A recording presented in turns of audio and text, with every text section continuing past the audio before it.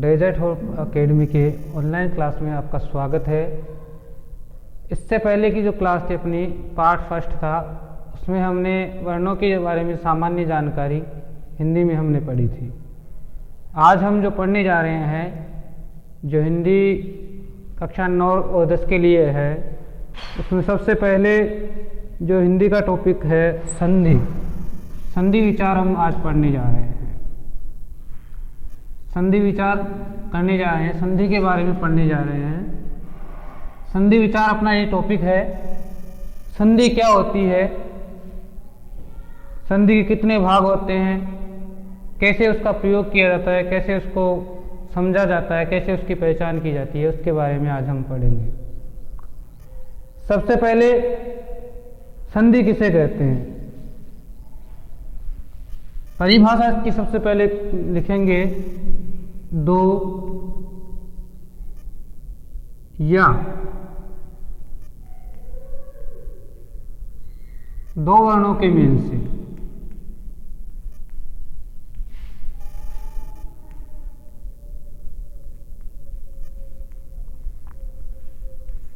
जो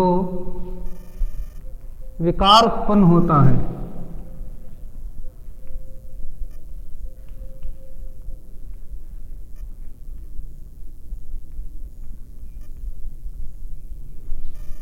उसे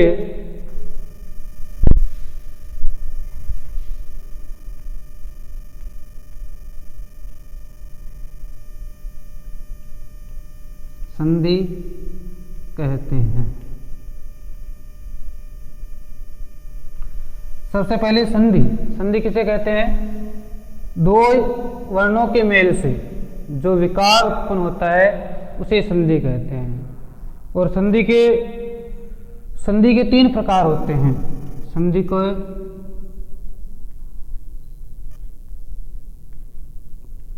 3 प्रकार होते हैं।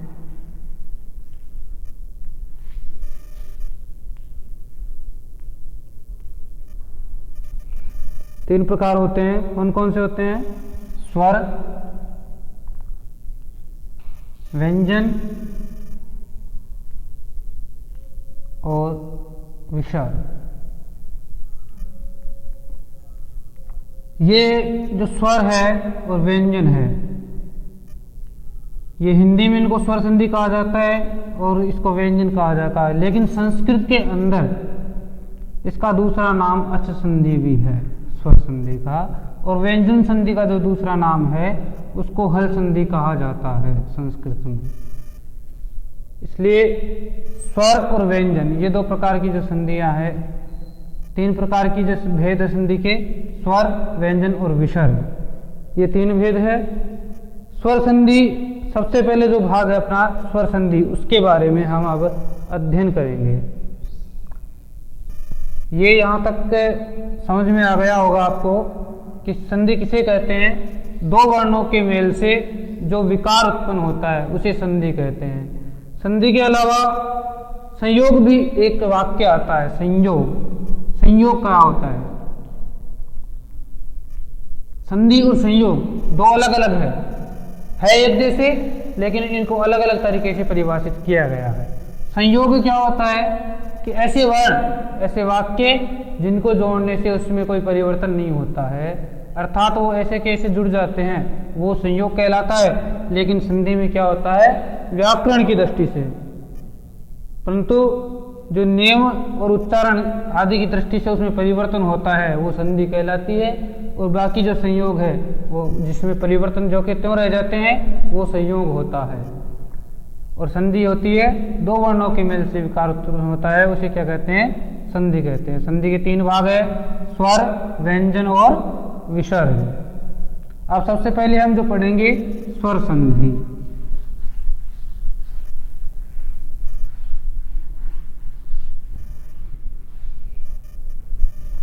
सबसे पहले स्वर संधि के बारे में पढ़ेंगे। स्वर संधि क्या है, इसकी परिभाषा है, एक स्वर का दूसरे स्वर के साथ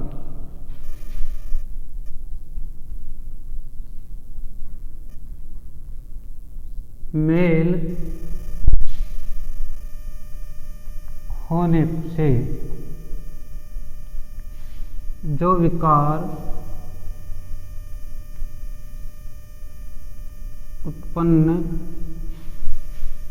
होता है उसे स्वर संधि कहते हैं।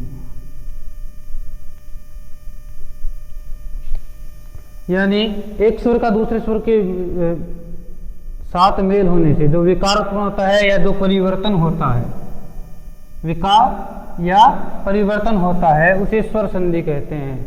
या स्वरों के साथ मेल होने से, ऐसे भी इसको बोल सकते हैं अपन कि स्वरों के साथ मेल होने से जो विकार उत्पन्न होता है उसे स्वर संधि कहते हैं।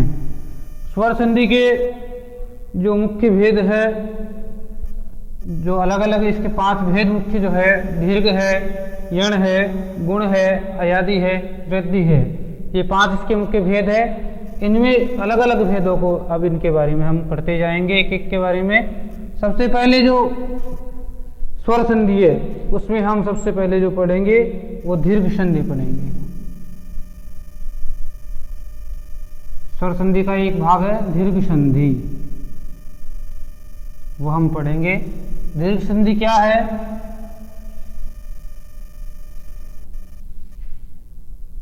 दो सवर्ण स्वरों के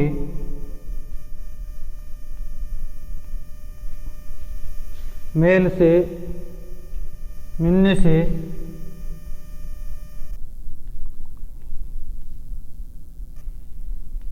उनका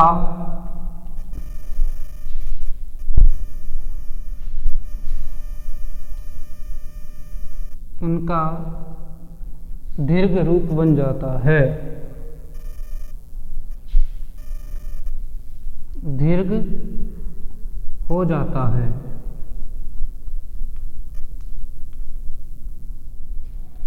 दीर्घ हो जाता है, उसे दीर्घ संधि, इसे दीर्घ संधि कहते हैं।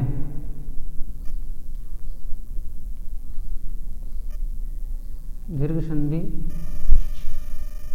कहते हैं। दो सवर्ण स्वरों के मिलने से, समान स्वरों के मिलने से उनका जो दीर्घ रूप हो जाता है, उनका जो दीर्घ हो जाता है, यानी दो समान स्वर जब मिलेंगे तो उनका दीर्घ रूप बन जाता है, दीर्घ स्वर बन जाता है। उनका दीर्घ जो हो जाता है उसे दीर्घ संधि कहते हैं। लेकिन समान स्वर मिलते हैं, एक इसका सूत्र भी जिसको हम कह सकते हैं, साथ में एक समझने के तौर पर हम लिख सकते हैं, अतः सवर्णे दीर्घ, ये सूत्र है। सूत्र के द्वारा भी हम इसको हम इसे समझ सकते हैं। जैसे अकवर्ण के सामने सवर्ण, यही समान वर्ण आता है तो उनका दीर्घ आदेश हो जाता है और वहाँ दीर्घ संधि होती है। तो इसको समझते हैं, सूत्र को समझते हैं।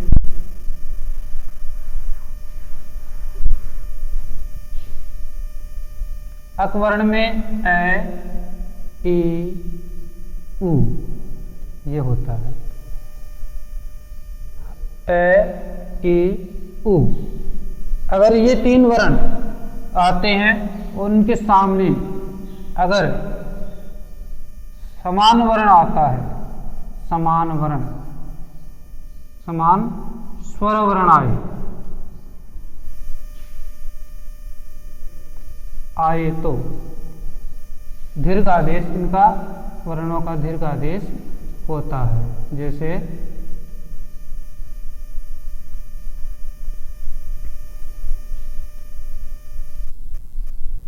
ए, ई और उ। इसमें देखते हैं सबसे पहले ये आपको ध्यान में रखना है कि ए के सामने एक प्रक्रिया है इसकी, अतः सवर्ण यानी होता है समान वर्ण।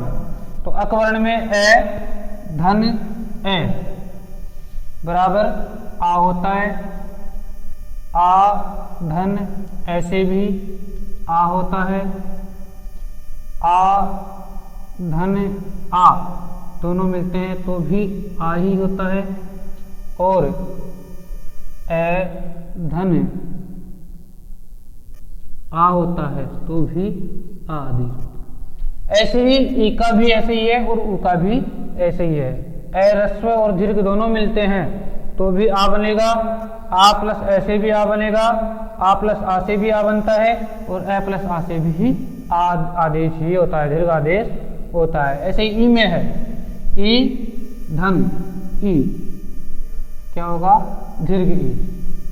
और ई धन ई बराबर दीर्घ ई।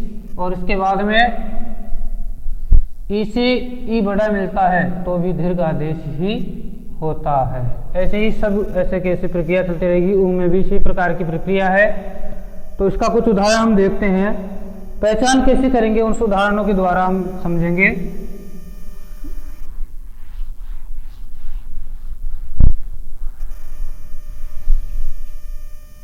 जैसे एक उदाहरण आपके सामने हम लिख रहे हैं, कल्प धन अंत है।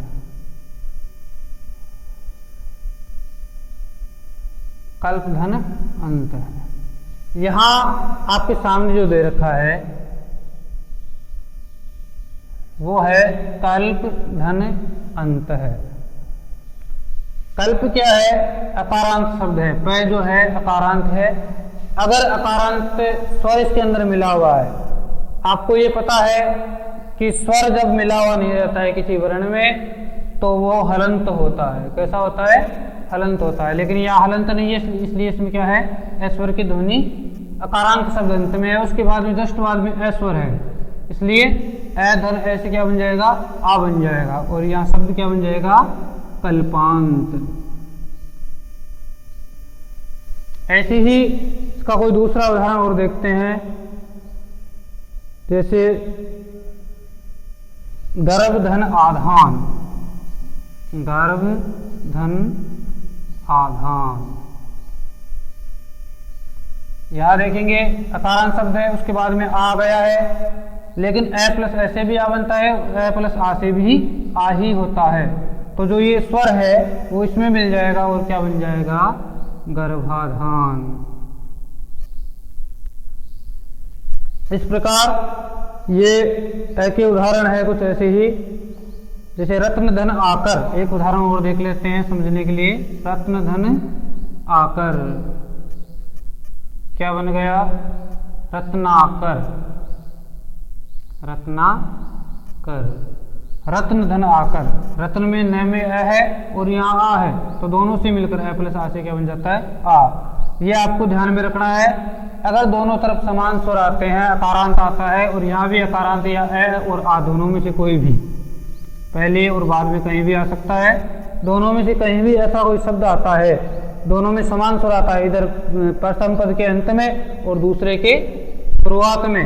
अगर ए और आ है, इधर ए है इधर आ है, या इधर आ है इधर ए है, या दोनों तरफ ए है, तो भी उसका आदेश होता है, आ दीर्घ आदेश होता है। इस प्रकार ये ए के उदाहरण हुए। अब हम ई के उदाहरण देखेंगे।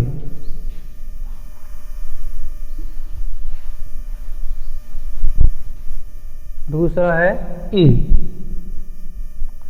ई वाले जो उदाहरण है, ई धन ई, कोई सा भी ई हो सकता है यहाँ। तो उदाहरण इसके देखेंगे, कपि प्लस इंद्र, कपि धन इंद्र। कपि धन इंद्र। अब यहाँ आपको ध्यान में रखना है, कपि में मात्रा एक ही छोटी है, इधर ई स्वर वर्ण है वो छोटा है। दोनों तरफ अगर ई आता है, रस्व या दीर्घ कोई सा भी, तो दोनों की जगह हमेशा जो वो दीर्घ मात्रा होती है, समान स्वर, वो दीर्घ हो जाता है और वो जो स्वर सामने दिया हुआ था वो इसमें मिल जाता है और ये जो शब्द है हट जाएगा। ई हटने के बाद में ये इसमें मिल जाएगा, दीर्घ आदेश हो गया और क्या बन गया, कपींद्र। ऐसे ही जो दूसरा आदेश है, दूसरा इसका उदाहरण है वो है हरि धन ईश है। दूसरा उदाहरण हरि धन ईश है। अब हरि में ई की मात्रा छोटी और यहाँ बड़ी है ई, तो यहाँ क्या बन जाएगा, ऐसी स्थिति में भी हमेशा दीर्घ आदेश होता है। ये बन गया हरीश। अब एक के बाद में कुछ उदाहरण जो है वो हम देखते हैं ऊ के। अब ऊ वाले उदाहरण देखेंगे। ऊ धन ऊ क्या बनेगा, दीर्घ ऊ आदेश हो जाएगा। तो जैसे भानु धन उदय, भानु धन उदय क्या बन जाएगा, भानुदय। क्योंकि इधर भी ऊ है, ह्रस्व की मात्रा है, यहाँ ऊ है, ऊ धन ऊ से दीर्घ ऊ की मात्रा वहाँ लग जाती है। इस जो प्रथम पद का अंत है उसमें जो ये ईश्वर जो आगे स्वर वर्ण होता है वो हट जाता है, और वहाँ यहाँ जो ई मात्रा है ऊ की जो मात्रा लगी हुई है वो दीर्घ हो जाएगी और क्या बन जाएगा, भानुदय। और इसके बाद में अगला जो शब्द है जैसे मृत्यु धन उपरांत, मृत्यु धन उपरांत, मृत्यु धन उपरांत। तो यहां जो शब्द है वो बन जाएगा मृत्यु उपरांत। मृत्यु ये जो मात्रा है वो दीर्घ हो जाएगी, मृत्यु उपरांत हो जाएगा। अब ये अगला जो इसका उदाहरण है वो हम देखते हैं लघु धन उर्मी। लघु धन उर्मी,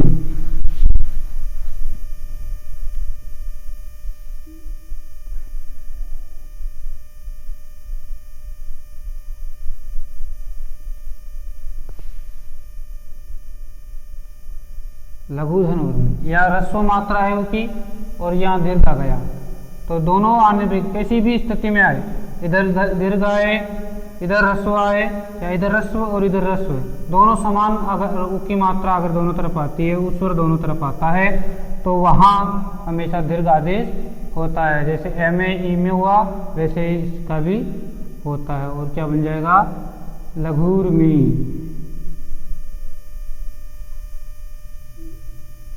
लघुर्मी ये इसका बन जाएगा। ऐसे आपको दीर्घ संधि समझनी है। अब दीर्घ के बाद में जो दूसरा आता है वो संधि है यण। दीर्घ आपने पढ़ी, समान इसका एक उदाहरण स्वर आपको बताया गया है। दीर्घ के बाद में जो हम संधि पढ़ेंगे वो पढ़ेंगे गुण। दीर्घ के बाद में पढ़ेंगे गुण संधि।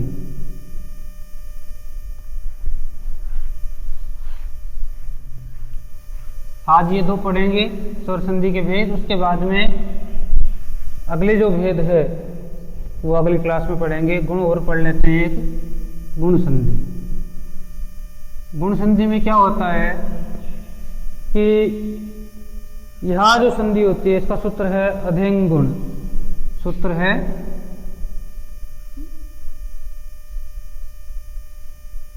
अधेंग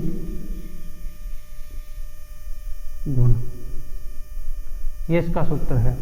इस सूत्र के अनुसार क्या होता है कि अधेंग गुण भी लिख सकते हैं, और दूसरा इसका एक सूत्र है, इसी को लिखते हैं दूसरे तरीके से, आद गुण है। आद गुण ये भी हम कर सकते हैं। तो ये जो सूत्र है इसके अनुसार अकारांत शब्दों के बाद में ए तथा आ के बाद अधेंग यानी ए, और आ के बाद ए स्वर के बाद में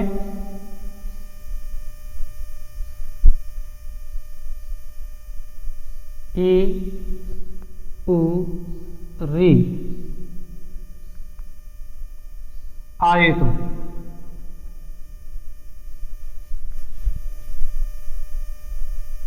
तो ई के स्थान पर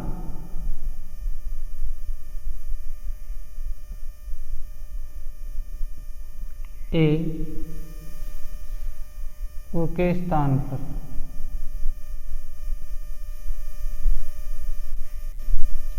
ओ और री के स्थान पर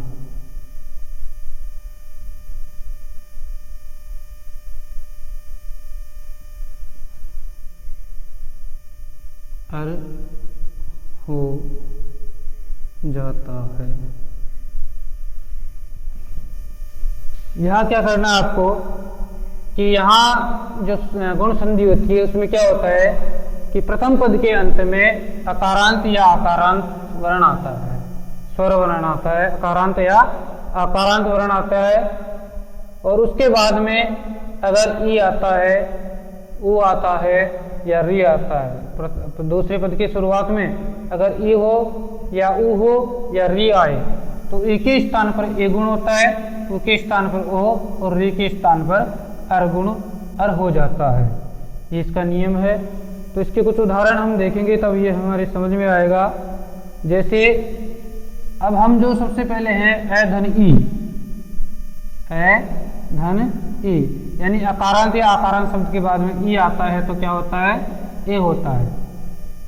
अकारांत शब्द के बाद में, अकारांत या आकारांत शब्द के बाद में ऊ आता है तो ओ होता है। और अकारांत शब्द के बाद में अगर री आता है तो अर गुण हो जाता है, ये होता है। तो ऐसे कुछ उदाहरण हम देखेंगे और वो उदाहरण इस प्रकार है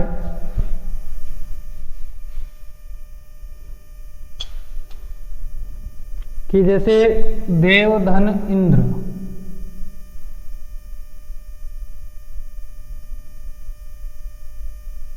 देव धन इंद्र, यहाँ ए और ई ये बता रखा है। तो यहाँ आकारांत शब्द है, उसके बाद में ई है, तो ये जो ई है वो ए में बन जाता है और वो एक की मात्रा इस पर लग जाती है और क्या बन जाता है, अगले जो प्रथम वर्ण पर मिलते समय ईश्वर, ईश्वर रहित उस पर मात्रा नहीं है इसलिए ये मात्रा एक की मात्रा यहाँ लग जाएगी और क्या बन जाएगा, देवेंद्र, देवेंद्र बन गया।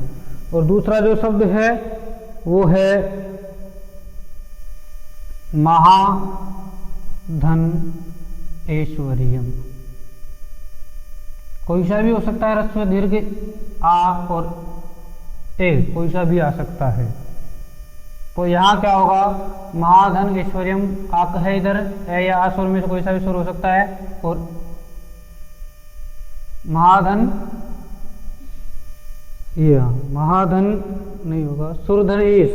दूसरा एक उदाहरण देखते हैं इसका, सुर धन ईश, सुरधन ईश क्या बनेगा, सुरेश, क्योंकि ई के स्थान पर ईश्वर हो जाता है। ये इसके उदाहरण है। दूसरा जो इसका उदाहरण है महाधन इंद्र, महाधन, महाधन इंद्र,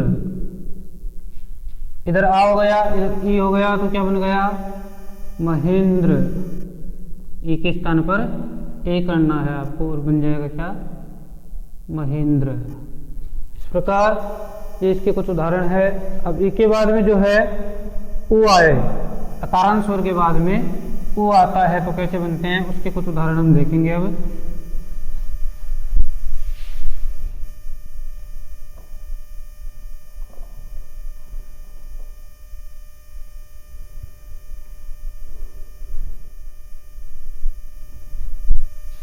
जैसे चंद्र धन उदय,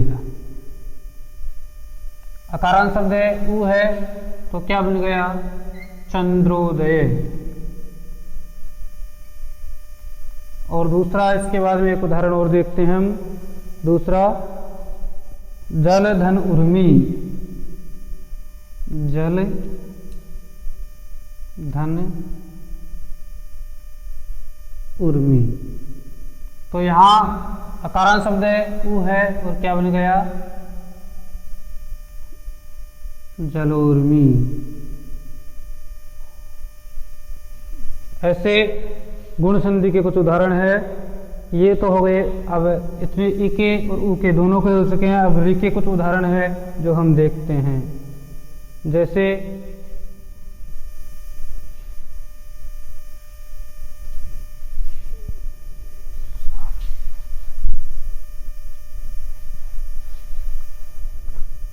ये ऊ के हो गए, ई के हो गए और री के उदाहरण है सप्त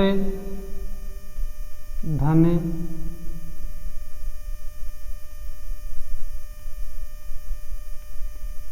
ऋषि। सप्त धन ऋषि ये उदाहरण है। तो सप्त हो गया इस यहाँ सप्त धन ऋषि, अकारांत शब्द है, इसके बाद भी यह है तो अर इसका हो जाता है। इस प्रक्रिया को हम समझने के लिए देखते हैं। जैसे सप्त है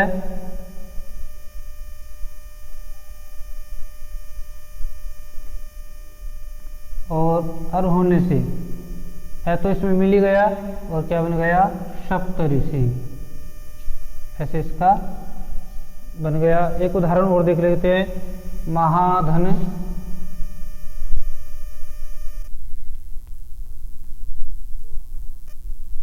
ऋषि। तो महाधन ऋषि होने से भी महर्षि बन गया कि अर का र जो है वो हलंत होता है। कैसा होता है? हलंत है। हलंत होने के कारण वो र आधा होने से ऊपर चला जाता है और क्या बन गया महाधन ऋषि से महर्षि। इस प्रकार आपकी गुण संधि कंप्लीट हो गई है। दो जो संधियां हैं वो भेद आपके कंप्लीट हो गए हैं। आगे के बारे में हम नेक्स्ट क्लास में पढ़ेंगे।